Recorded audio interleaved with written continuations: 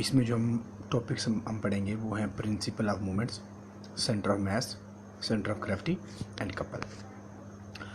तो students, principle of movement को start करने से पहले हम कुछ छोटे छोटे कॉन्सेप्ट क्लियर करते हैं। एक हमारे पास होता है क्लॉकवाइज, एक हमारे पास टर्म होती है एंटी क्लॉकवाइज। अगर हम क्लॉकवाइज की बात करें तो क्लॉकवाइज ये वो डायरेक्शन होती है जिस तरह हमारे क्लॉक की नीडल, जिस तरह की इस फिगर में नज़र आ रहा है, जिस तरह क्लॉक की नीडल मूव करती है इस तरह से, अगर कोई चीज़ इस तरह मूव कर रही है तो उसको हम कहेंगे वो क्लॉकवाइज मूवमेंट है। और अगर कोई ऐसी चीज़ जो कि इसके उल्ट डायरेक्शन में ऐसे मूव कर रही है उसको हम बोलेंगे एंटी क्लॉकवाइज डायरेक्शन। तो स्टूडेंट, क्लॉकवाइज मूवमेंट वो वाली मूवमेंट होगी जब एक फोर्स की वजह से टर्निंग इफेक्ट प्रोड्यूस हो और वो टर्निंग इफेक्ट की डायरेक्शन क्लॉकवाइज हो, उसको हम बोलेंगे कि हमारे पास क्लॉकवाइज मोमेंटम है। जैसा कि इस फिगर में आपको नज़र आ रहा होगा, ये एक शीशा है, इसके ऊपर एक चाइल्ड यहाँ बैठा हुआ है। तो अगर वो राइट साइड बैठा है तो ये नीचे को आएगा, इस तरह से मूव करेगा, इसका मतलब ये क्लॉकवाइज मूवमेंट होगी, उसको हम कहेंगे क्लॉकवाइज मूवमेंट। इस वाले केस में जब डायरेक्शन हम चेंज कर देंगे तो हमारे पास ये एंटी क्लॉकवाइज मूवमेंट बन जाएगा।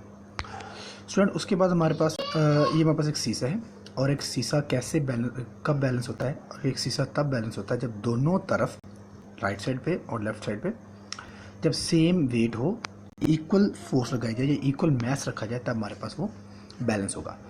अगर हम इसको फिजिक्स की टर्म में बात करें तो ये बैलेंस तब होगा, देखिए स्टूडेंट, ये वाला जो शख्स है, इसकी वजह से जो मूवमेंट होगा वो क्लॉकवाइज होगा, यानी कि इस तरह से मूव करेगा, और जो इस वाले शख्स की वजह से मूवमेंट होगा वो इस तरफ से होगा, ऐसे।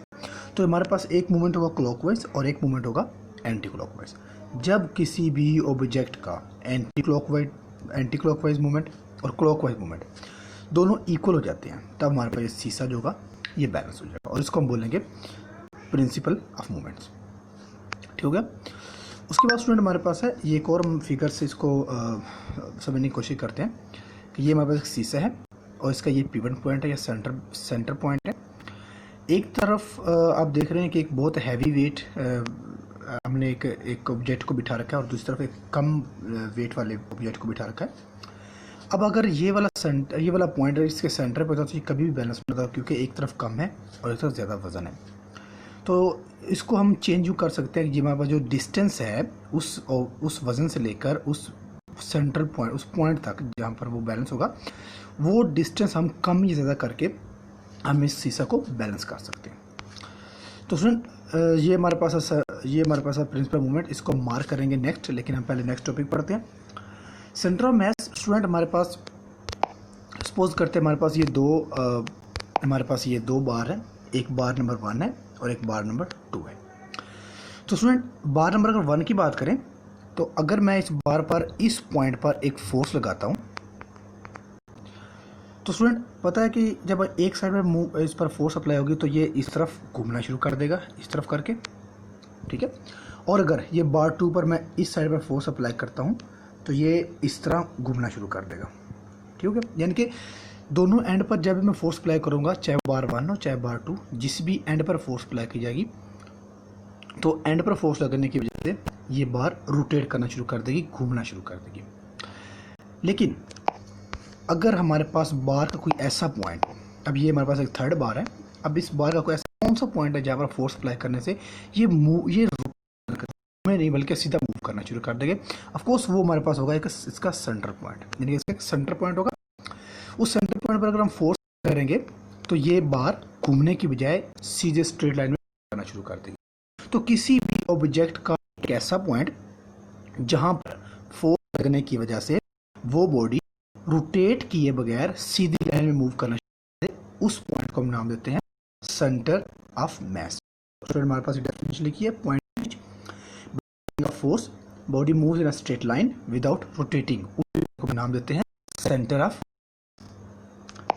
उसके बाद स्टूडेंट हमारे पास है centre of gravity. Centre of gravity क्या होता है, देखिए हमारे पास ये एक शेप है, अब इस शेप के हमारे पास पॉइंट है W1 2 3 4 5 6 7 8। तो स्टूडेंट ये हमारे पास हर मॉलिक्यूल, इसको ये एक्चुअल में हमने शो किए हुए मॉलिक्यूल्स ये वाले। अब स्टूडेंट देखिए हर मॉलिक्यूल का जो वेट है वो इंडिविजुअल है, हर मॉलिक्यूल का वेट की डायरेक्शन डाउनवर्ड है। तो स्टूडेंट अगर हम इसको कंबाइनली बात करें, अगर हम मॉलिक्यूल बाय मॉलिक्यूल बात करें तो ये मॉलिक्यूल 1 2 3 हो जाएगा। अगर हम कंबाइन बात करें तो हमारे पास कोई एक खास शेप होगी। तो स्टूडेंट इस ओवरऑल शेप का एक ख़ास ऐसा पॉइंट होता है जिस पॉइंट पर तमाम मॉलिक्यूल्स का वेट एक्ट करता है वर्टिकली डाउनवर्ड। तो उस एक पॉइंट को, हर बॉडी में एक पॉइंट होता है, याद रखना है, और किसी भी जगह पे हो सकता है। तो इस पूरी बॉडी का एक ख़ास पॉइंट है ये वाला जिस पर तमाम अदर मॉलिक्यूल्स का वेट लाई कर रहा है। इस पॉइंट को नाम देते हैं सेंटर ऑफ ग्रेविटी। इसकी डेफिनेशन में जो है, where the whole weight of a body act vertically downward, उसको हम नाम देते हैं सेंटर ऑफ ग्रेविटी। तो स्टूडेंट अगर हमारे पास कोई रेगुलर शेप हो, जैसा कि हमारे पास सर्कल हो, रेगुलर शेप सर्कल होगा, हमारे पास कोई ट्रायंगल होगी, स्क्वायर होगा, रेक्टेंगुलर होगी, उसका सेंटर ऑफ ग्रेविटी आसान होता है, वो हम नेक्स्ट स्लाइड में पढ़ेंगे। लेकिन अगर हमारे पास कोई ऐसी शेप हो जो इरेगुलर शेप होती है, इरेगुलर शेप मीन जिसकी कोई खास शेप नहीं होती, जैसा कि रोड के किनारे पे पड़ा हुआ छोटा स्टोन होता है, उसकी कोई खास शेप नहीं। तो इस तरह का अगर हमने सेंटर ऑफ ग्रेविटी निकालना तो कैसे निकालेंगे, उसके लिए यूज़ करते हैं प्लम लाइन। क्या यूज़ करते हैं हम? Plum line. ये प्लम लाइन होती क्या है? ये प्लम लाइन ये आपको नज़र आ रही है, ये एक थ्रेड होता है और इसके एंड पर ये एक मेटल का वेट टाइप होता है छोटा सा, ये हैंग किया होता है। तो ये स्टूडेंट जो होता है प्लम लाइन, इसको यूज़ किया जाता है जो कंस्ट्रक्शन करते हैं ना, ममार जिसे बोलते हैं, जिसको मिस्त्री का नाम, जिसको मिस्त्री में बोलते हैं। तो ये वो यूज़ करते हैं वॉल चेक करने के लिए क्या उनकी सीधी है, नहीं तो ये प्लम लाइन यूज़ करके वो अपने वॉल को सीधा रख सकते हैं। तो इससे हम कैसे इसको हम यूज़ करके कैसे किसी भी सेंटर ऑफ ग्रेविटी निकालेंगे, तो उसका मैथड हमारे पास ये है। ये हमारे पास कोई भी इरेगुलर शेप है, हमने इसके पॉइंट 1 पर रखा है, इसको हम पॉइंट अपनी मर्जी से लगा सकते हैं, 1 2 3 किसी जगह पर। ये पॉइंट 1 है, इस पर हमने इसको रखा और इसको हमने हैंग कर दिया। जहाँ पर हमने इसको हैंग किया वहाँ पर हमने एक लाइन लगा दी, जैसे कि हमारे पास इस शेप में अब नज़र आ रहा है, ये मैंने ऊपर ही लाइन लगा ली। लाइन लगाने के बाद इसको हमने रोटेट किया, पॉइंट 2 लिया, पॉइंट 2 पर रखा, हैंग किया, और जहाँ पर ये थ्रेड आ रहा है वहाँ पर हमने एक लाइन लगा दी। ठीक है, अब ये 3 में देख लें तो ये हमने ऑलरेडी 2 लाइनें लगाई हैं, 1 और 2 जो आपको नज़र आ रही है, मैंने पहले 2 लाइनें 1 और 2 लिखा दी थी। अब हम 3 पॉइंट पर रखा, इसको फिर स्ट्रेट किया, तो इस पर हमने एक और लाइन लगा दी। तो इस तरह स्टूडेंट इन तमाम लाइंस को ज्वाइन करने जो एक पॉइंट होता है, जिस पॉइंट पर ये तमाम लाइंस ज्वाइन होती हैं, ठीक है, सेंट्रल पॉइंट होता है, उस पॉइंट को हम फाइंड आउट कर सकते हैं कि वो as a centre of gravity होगा उस इरेगुलर शेप का। क्लियर? उसके बाद स्टूडेंट हमारे पास एक टर्म आती है कपल। ये कपल क्या होता है? कपल का मतलब होता है जोड़ा, टू या ट्वाइस। तो हमारे पास फिजिक्स के टर्म में कपल हम कहेंगे कोई सी भी दो फोर्सेस जो एक्ट करते हैं किसी एक बॉडी पर, लेकिन शर्त यह है कि उन दोनों फोर्सेस का लाइन एक्शन सेम ना हो, उसको हम बोलेंगे। कैसे? वो देखें, ये हमारे पास स्टीयरिंग है गाड़ी का।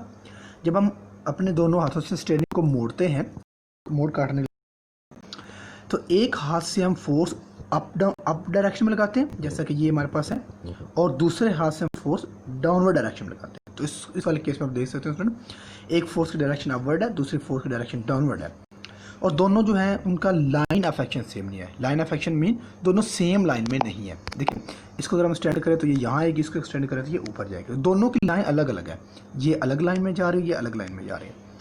तो इस वाली तरह का जो केस होता है उसको हम बोलेंगे हमारे पास ये दोनों फोर्सेज मिलकर एक कपल बना रही हैं। इसके और एग्जांपल हमारे पास ये एक साइकिल है, इसके पैडल है, ये चेन है। तो स्टूडेंट इसमें देख सकते हैं एक पाँव से हम फोर्स आगे की तरफ लगाते हैं, दूसरे पाँव से फोर्स हम पीछे की तरफ लगाते हैं। तो इस तरह हमारे पास दो फोर्स प्रोड्यूस होती है और दोनों ये काम करेंगे एज अ कपल। उसके बाद हमारे पास एक थर्ड एग्जांपल है, ये गाड़ी का टायर है। इसको खोलने के लिए हमारे पास एक टी बार होता है। टी बार, इसको हम आम ज़बान में पान्ना का लफ्ज़ भी बोलते हैं, एक्चुअली में टी बार होता है। अब टी बार से हम जब नट को लूज़ या टाइट करना होता है तो दोनों हाथों से पकड़ते हैं एंड से, एक हाथ से हम फोर्स लगाते हैं अपवर्ड और दूसरे हाथ से हम फोर्स लगाते हैं डाउनवर्ड। तो इस तरह हमारे पास ये दो फोर्सेज हैं, F1 F2, और दोनों का लाइन ऑफ एक्शन हमारे पास डिफरेंट होता है लेकिन मैग्नीट्यूड दोनों की सेम है। तो इस तरह ये दोनों फोर्सेज हमारे पास प्रोड्यूस करेंगी कपल।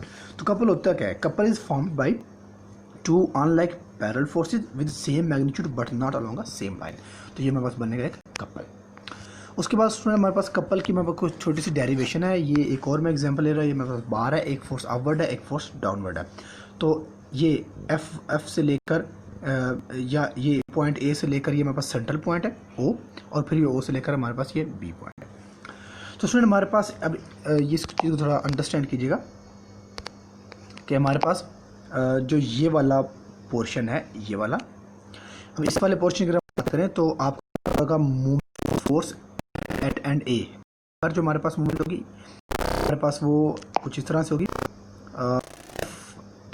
मल्टीप्लाई ओ ए, यानी कि ये फोर्स और मल्टीप्लाई हो रहा है इसका ओ ए हमारे पास क्या होगा, ये हमारे पास एज अ मूवमेंट आर्म यानी कि एल या डिस्टेंस की लेंथ एक्ट करेगा। तो ये हमारे पास हो जाएगा एफ मल्टीप्लाई ओ ए, और बी पॉइंट पर अगर हम बात करें तो हमारे पास होगा F multiply by O B.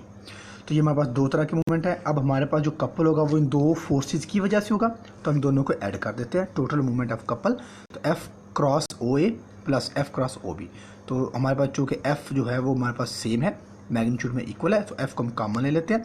उसके बाद कॉमन लेने के बाद हम इसको अंदर ओ ए प्लस ओ बी बच जाएगा, और जहाँ से देखें ओ ए, ये यानी कि ए से लेकर ओ तक और ओ से लेकर बी तक टोटल डिस्टेंस हमारे पास कितना बनेगा, ए से लेकर बी तक। तो इस हम ओ ए प्लस ओ कह देंगे हमारे पास वो ए बी है, तो एफ क्रॉस ए बी ये हमारे पास टोटल इसका कपल होगा।